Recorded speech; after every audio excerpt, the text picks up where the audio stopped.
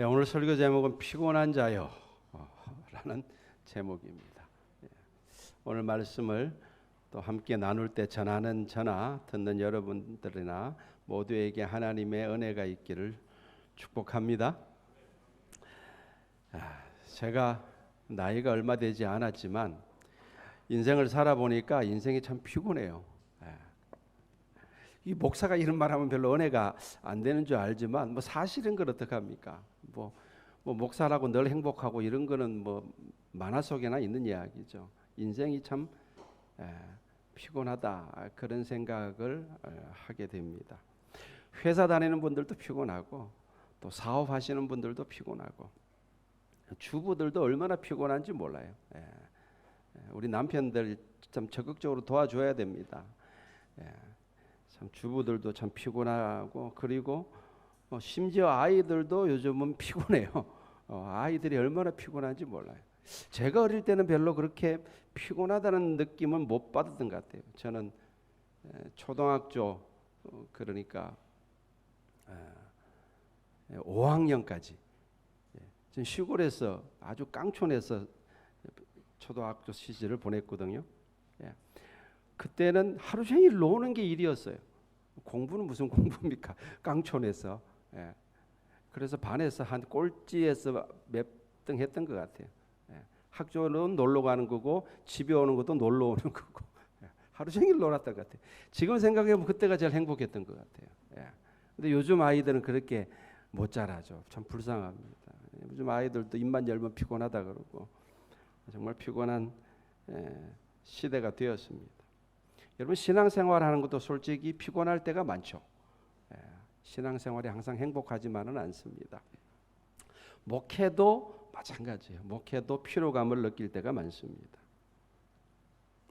피곤하다. 이거는 사실 제 이야기가 아니라 피곤하다, 인생이 피곤하다 하는 것은 이미 솔로몬이 지금부터 3000년 전에 이야기한 거예요. 솔로몬이 뭐라 그랬습니까? 만물의 피곤함을 사람이 말로 다 할 수 없다.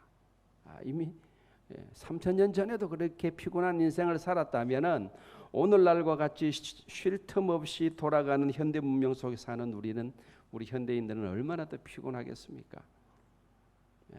어쩌면 우리는 인생의 피곤함을 숙명처럼 여기고 살아가고 있는지도 모르겠습니다.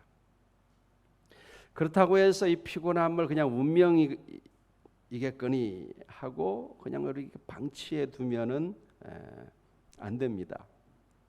왜냐 그러면요, 이 피곤함을 그냥 방치해 두면은 우리 인생의 치명적인 결과를 가져올 수 있기 때문에 그렇습니다.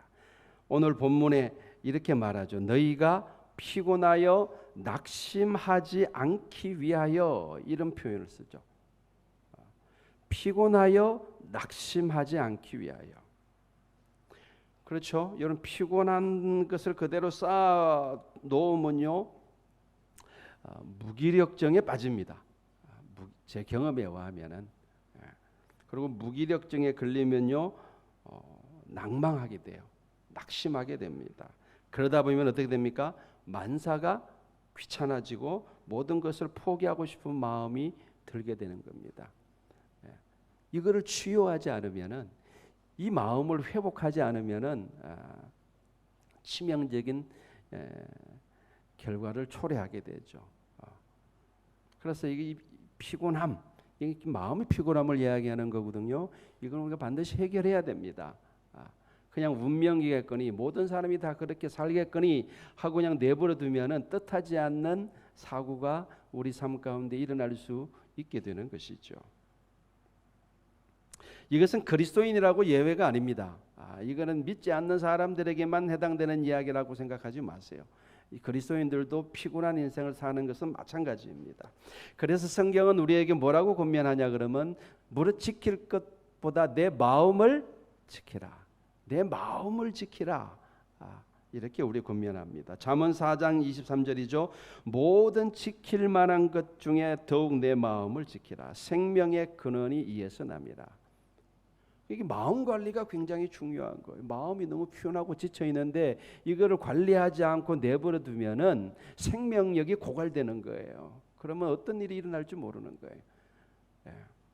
또 신명기 4장 9절에 이렇게 말씀하죠. 오직 너는 스스로 삼가며 내 마음을 힘써 지키라. 마음을 지키되 어떻게 지키라고요? 힘써 지키라. 힘써야 되는 거예요. 저절로 되는 일이 아니라는 뜻이죠. 피곤하여 낙심하게 된다는 것은 곧 마음의 피로를 의미하죠. 그것을 그대로 방치해 두면은 제가 아까 말씀드린 대로 우리 인생에 돌이킬 수 없는 사고가 일어날 수도 있습니다. 그래서 종종 우리는 신문과 언론을 통해서 이렇게 그 마음의 피곤함, 마음의 지친 마음을 견디지 못해서 스스로 목숨을 끊는 안타까운 그런 뉴스들도 종종 우리가 듣게 되지 않습니까? 그래서 이 피곤함은 절대로 그대로 내버려 두어서는 안 된다. 반드시 이것은 해결해야 되고 회복되어져야 된다. 자, 그럼 우리가 어떻게 하면 이 피곤함을 해결할 수 있는가? 오늘 본문에서 하나님께서 말씀하시는 음성에 우린 귀를 기울여야 됩니다. 자, 오늘 본문을 다시 한번 제가 읽겠습니다. 너희가 피곤하여 낙심하지 않기 위하여 죄인들이 이같이 자기에게 거역하신 일을 참으신 일을 생각하라. 그러니까 예수 그리스도를 생각하라. 이것이 하나님이 내놓으신 해법입니다. 한번 따라해 볼까요? 피곤한 자여 예수를 생각하라. 이게 답이에요. 이게 성경이 우리에게 제시하는 해답입니다.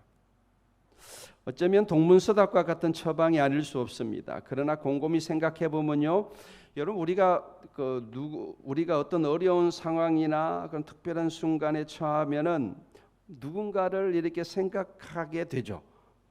그죠? 꼭 예수님을 생각하지 않더라도 우리가 마음이 힘들 때 떠오르는 사람들이 있어요. 그럼 그 사람을 생각하면은 우리가 마음의 위로를 받기도 하죠. 그런 경우가 종종 있죠.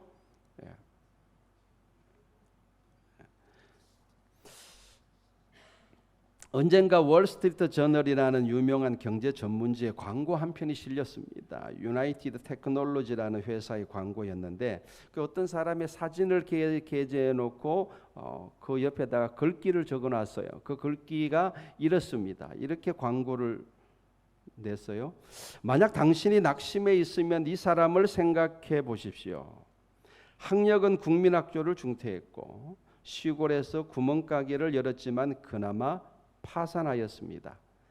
남으로부터 빌린 돈을 갚는데 15년이 걸렸습니다. 장가를 갔지만 악처를 만나 가정생활에 행복하지 못했습니다. 상원의원에 2번 입후보하였으나 낙선하였고 하원의원 선거에서도 2번이나 고배를 마셨습니다. 역사의 길이 남을 유명한 연설을 했지만 그 당시에 청중은 별로 관심을 보이지 않았습니다. 신문은 연일 그를 비난했고 나라의 절반은 그를 벌레처럼 싫어했습니다.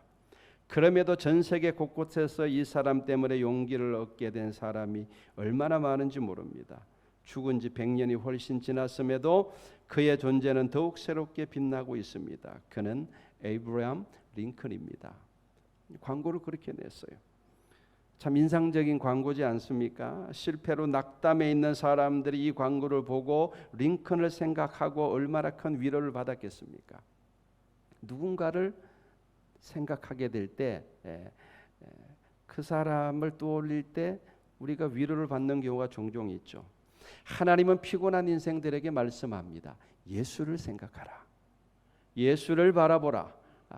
그것이 주님이 하나님이 우리에게 말하시는 말씀입니다. 그렇다면 하나님께서 예수를 생각하라고 말씀하신 이유가 뭔가를 생각해 봐야 되겠죠. 첫째로 예수님은 우리가 겪는 인생의 피곤함을 똑같이 체험하신 체험자이시기 때문에 예수를 바라보라라고 말씀하는 겁니다. 주님은 이 세상에서 인간의 몸을 입고 오셔서 우리가 겪은 그 가난과 똑같이 씨름하셨고 하루 종일 쉴 틈을 얻지 못하고 중노동을 해야 하는 생활도 예수님은 해보셨습니다. 그리고 숱한 사람들에게 시달리는 것이 얼마나 피곤한지도 몸소 겪어 보셨습니다. 오늘 본문을 보면 그렇게 말하죠. 죄인들이 이같이 자기에게 거역한 일을 참으신 일을 생각하라. 예수님을 어떻게 설명하고 있어요? 자기에게 죄인들이 자기에게 거역한 일을 참으셨다. 이렇게 설명합니다. 여러분, 예수님 주변에 몰려든 사람들에게 물론 선한 사람들도 있었지만 대부분들이 다 죄인들이죠. 하나님이 보실 때 다 죄인들입니다. 그들은 예수님을 하나님의 아들로 인정하지 않았습니다. 그래서 그들은 예수님을 비판하고 대적하였습니다. 예수님의 은행에서 꼬투리를 잡으려고 혈안이 되어 있던 사람들도 많았죠. 이런 사람들에게 둘러싸여 계속 시달린다고 한번 생각을 해보십시오. 여러분, 예수님을 피곤하게 하기에는 가장 가까이 있었던 제자들도 마찬가지였습니다. 그들은 예수님의 마음을 이렇게 헤아리지 못했습니다. 예수님이 하시는 말씀을 알아듣지 못했습니다.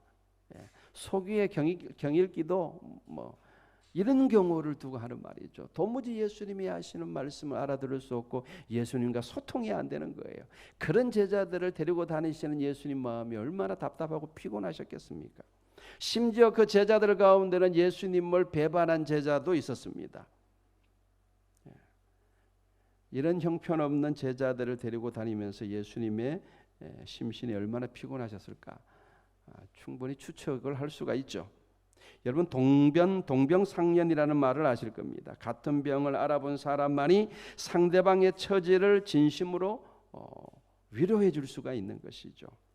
마찬가지로 예수님은 우리가 삶을 살아가면서 겪게 되는 그런 모든 어떤 이렇게 인생의 피곤함들, 고통들 이런 것들을 몸소 겪어보신 분이시기 때문에 우리가 주님을 생각할 때 주님이 충분히 우리를 위로하실 수가 있는 것이죠. 히브리서 4장 14절에 이렇게 말씀하죠. 우리에게 있는 대제사장은 우리의 연약함을 동정하지 못하실 리가 아니요 모든 일에 우리와 똑같이 시험을 받으신 이로되 죄는 없으시로다. 이렇게 말합니다. 예수님은 모든 일에 우리와 똑같이 시험을 받으신 분이다. 그래서 주님은 우리의 처지와 형편을 잘 알고 계시고 우리의 연약함을 누구보다 잘 알고 계신다. 그래서 누구든지 주님 앞에 나아가는 자는 위로를 받습니다. 주님은 우리를 위로하시는 분이십니다. 상한 갈대를 꺾지 않는 분이세요. 꺼져가는 심지를 끄지 않는 분이세요. 우리가 얼마나 연약한 존재이지 그분은 아시기 때문에 그렇습니다. 그래서 우리가 주님을 바라볼 때 우리가 위로를 받고 새 힘을 얻게 되는 것이죠. 예수님을 생각해야 되는 두 번째 이유는 예수님은 우리를 돕는 분이시기 때문에 그렇습니다. 히브리서 2장 18절 이건 같이 한번 찾아볼까요? 히브리서 2장 18절 같이 한번 찾아보겠습니다. 같이 읽겠습니다. 히브리서 2장 18절 시작. 그가 시험을 받아 고난을 당하셨은즉 시험 받는 자들을 능히 도우실 수 있느니라. 그렇게 말씀하죠. 여러분, 예수님은 우리를 도와주시기를 원하신다는 사실을 믿으시기 바랍니다. 아멘. 예수님은 나를 도와주시기를 원하셔요. 이거를 믿어야 돼요. 이거를 안 믿는 분들이 의외로 많아요. 내가 과연 예수님께 도움을 받을 수 있을까? 아니요. 예수님은 누구든지 예수님 앞에 나아오는 자는 도와주시기를 원하시고 도와주시는 분이십니다. 여러분, 복음서를 읽어보세요. 예수님 앞에 예수님의 도움을 얻고자 나온 사람 가운데 예수님이 도와주지 않은 사람이 단 한 사람이라도 있나요? 아니요, 그렇지 않습니다. 그분의 성품을 읽을 수 있는 대목이에요. 예수님은 우리를 도와주시기를 원하세요. 누구든지 마음 문을 열고 주님 앞에 나와서 주님의 도움을 요청하면은 그분은 우리를 도와주시는 분이심을 믿으시기를 바랍니다. 우리가 인생의 무거운 짐을 벗고 주님 안에서 평안을 누리시기를 주님은 원하십니다. 수고하고 무거운 짐진 자들아 다 내게로 오라. 내가 너희를 쉬게 하리라. 그렇게 말씀합니다. 우리가 예수 그리스도를 깊이 묵상하고 그를 바라보아야 하는 이유는 오직 주님만이 우리에게 참된 평안과 안식을 주실 수 있기 때문입니다. 주님만이 우리에게 진정한 안식과 평안을 주실 수 있습니다. 지난주에 제가 휴가를 다녀왔는데 휴가를 떠나는 제 마음은 무척이나 피곤한 상태였습니다. 왜 피곤한 상태였느냐? 이 코로나가 계속 길어지고 있는데 이 코로나는 우리의 일상생활을 완전히 뒤바꿔 놓았죠. 뿐만 아니라 목회 환경도 완전히 뒤바꿔 놓았습니다. 그래서 이 코로나 시대에 어떻게 목회를 해야 될 것인가? 아직 제가 답을 찾지 못했어요. 그러니까 마음이 늘 무겁고 늘 피곤한 거예요. 뭐 육체적으로 피곤할 일은 저는 없겠죠. 그러나 마음이 이렇게 굉장히 무겁고 피곤한 상태에서, 그리고 그것뿐만 아니라 또 소소한 여러 가지 문제들로 인해서 마음이 참 피곤하다 이런 생각을 가지고 떠났습니다. 그런데 일주일 내내 제가 이렇게 부모님도 만나 뵙고 또 이렇게 오래간만에 저기 지방에 있는 친구들도 얼굴도 보고 그렇게 하면서 이제 보냈지만, 저는 이렇게 운전을 오래 했죠. 운전하면서 예수님을 계속 묵상했습니다. 주님 어떻게 해야 됩니까? 주님 저에게 지혜를 주십시오. 그렇게 기도하는 마음으로 운전하고 그렇게 하는데, 수요일인가 제가 대전에로 새로 담임으로 부임한 친구 목사를 만나서 이야기하는 도중에 그 친구를 통해서 주님의 음성을 제가 듣게 되고 큰 위로를 받았어요. 그러면서 제가 제 마음이 좀 이렇게 편안해지는 것을 느꼈고 다시 힘을 내어서 또 주의 일을 열심히 해야 되겠다, 그런 생각을 갖게 되었습니다. 여러분, 마음이 피곤하면요 일의 효율이 떨어집니다. 이거 목회뿐만 아니라 여러분이 하시는 모든 일들도 다 마찬가지입니다. 마음이 평안해야지 우리가 평상심을 가지고 우리가 일을 능률적으로 할 수 있고 좋은 열매를 기대할 수 있는 것이지, 마음이 피곤하고 지치고 눌리면요 어떤 일을 해도 일의 효율이 없습니다. 그렇죠? 그래서 마음의 주님으로부터 마음의 평안을 얻고 안식을 얻는다는 것은 너무너무 중요한 거예요. 그래야지 우리는 어떤 일을 하든지 우리가 좋은 열매들을 기대할 수 있는 것이죠.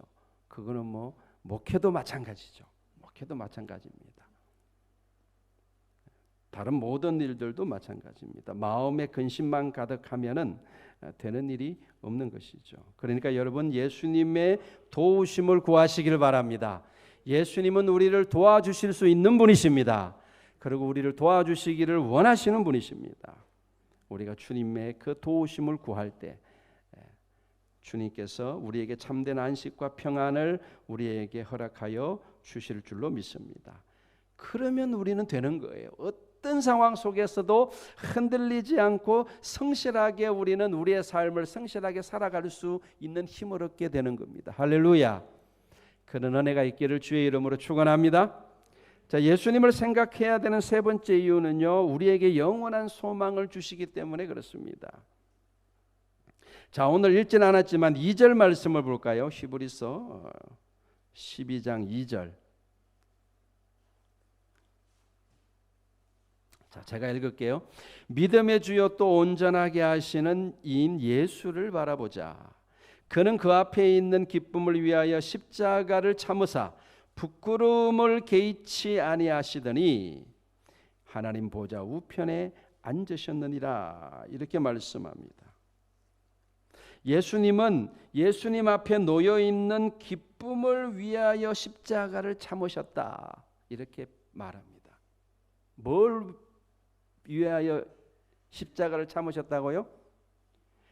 그 앞에 놓여 있는, 그 주님 앞에 놓여 있는 기쁨을 위하여. 이게 무슨 말입니까? 그 앞에 놓여 있는 기쁨을 위하여.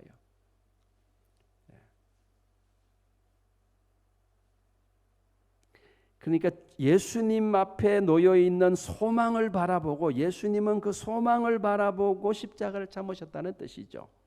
그 예수를 생각하라는 거예요. 그 예수를 바라보라는 거예요. 어떤 예수님이요? 소망 가운데 십자가를 참으신 예수. 예수님 마음에 늘 그 소망이 있었던 거예요. 하나님이 예수님에게 주신 그 영원한 소망. 죽음 넘어 있는 그 영원한 소망을 바라보시고 십자가를 참으셨다. 그 예수를 바라보라는 말은 무슨 말입니까? 너희도 그렇게 하라는 뜻이죠. 그 예수를 바라보라는 것은 여러분 우리 앞에도 놓여 있는 영원한 기쁨이 있는 줄로 믿습니다. 우리 앞에 놓여 있는 영원한 소망이 있는 줄로 믿습니다. 예수님 앞에만 그 기쁨이 있겠어요? 예수님을 믿고 따르는 우리 앞에도 우리를 기다리는 영원한 기쁨이 있는 거예요. 영원한 소망이 있는 줄로 믿습니다. 그 예수를 바라보라는 이야기는 우리도 예수님처럼 그 영원한 소망을 바라보고 십자가를 참으라는 뜻 아니겠어요? 아니 십자가를 참을 수 있게 된다는 뜻 아니겠습니까? 그러니까 예수를 바라보라 그러죠.